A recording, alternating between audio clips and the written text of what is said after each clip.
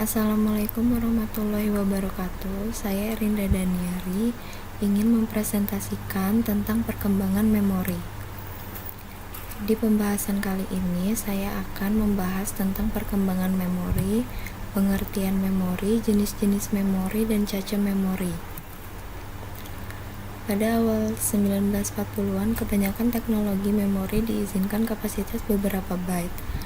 Komputer digital pertama dengan ENIAC yang akan menggunakan basis oktal 20.000 tabung vakum, radio diizinkan perhitungan sederhana yang melibatkan 20 nomor dari 10 angka desimal yang diadakan di akumulator tabung vakum.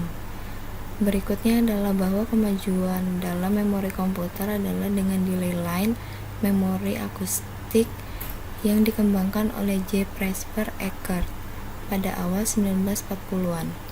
Williams elektron tabung dan tabung dikembangkan pada tahun 1946, baik menggunakan berkas elektron dalam tabung kaca sebagai sarana penyimpanan. Fred Williams akan menciptakan tabung Williams akan terbukti menguntungkan karena kapasitas yang lebih besar dan menjadi lebih murah. Tabung Williams akan menjadi sensitif terhadap gangguan lingkungan. Upaya dimulai pada akhir 1940 untuk menemukan non-volatil. Jan Wang Rachman akan dikreditkan dengan pengembangan memori inti magnetik. Memori inti magnetik akan menjadi dominan dalam memori sampai pengembangan berbasis transistor memori pada akhir tahun 1960. Pengertian memori merupakan bagian dari komputer yang berfungsi sebagai tempat penyimpanan informasi yang harus diatur dan dijaga sebaik-baiknya. Memori disebut juga dengan computer storage, komputer memori atau memori. Piranti komputer yang digunakan sebagai media penyimpanan data informasi saat menggunakan komputer. Memori merupakan bagian yang penting dalam komputer dan letaknya di dalam CPU. Jenis memori ada dua, yaitu memori internal dan memori eksternal. Yang pertama, memori internal, memori yang disifat secara langsung oleh bagian prosesor. Fungsi dari memori internal adalah sebagai pengingat data atau program yang pernah dilakukan saat komputer atau laptop sedang dijalankan. Maka dari itu, data yang tersimpan di dalam memori akan tetap disimpan, meskipun komputer dalam keadaan mati sekalipun. Jenis-jenis memori internal adalah sebagai berikut. Yang pertama ada RAM, jenis memori komputer yang data di dalamnya dapat diakses secara acak. RAM termasuk jenis memori volatil. RAM memiliki sifat penyimpanan dan mengambil data sangat cepat. Yang kedua ada ROM, jenis memori yang isinya tidak hilang ketika tidak mendapat aliran listrik. ROM termasuk jenis memori non-volatil.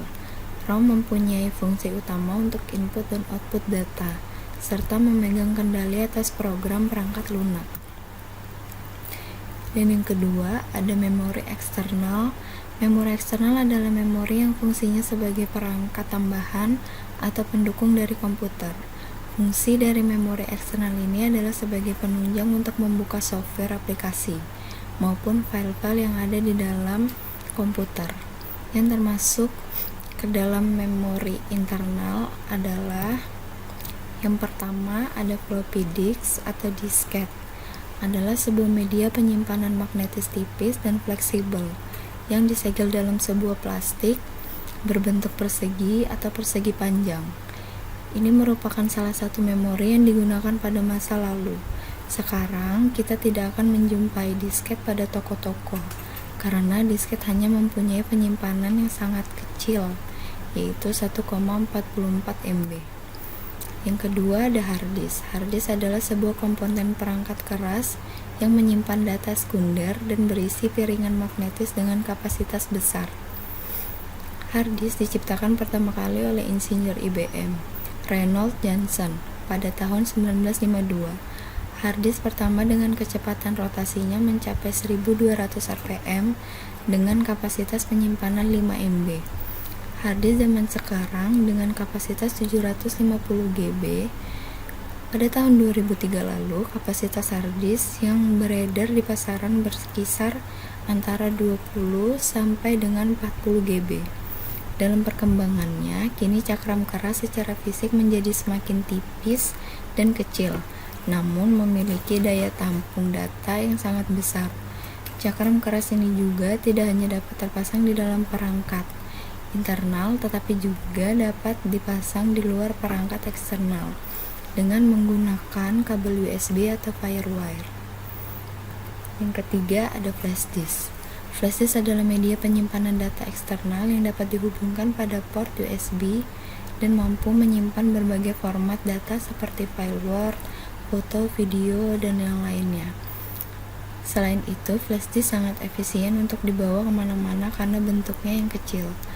Flash disk sudah berkembang sangat lama, dari yang dulu hanya berukuran 512 MB hingga sekarang sudah mempunyai beberapa ukuran penyimpanan, mulai dari 2 GB hingga 32 GB.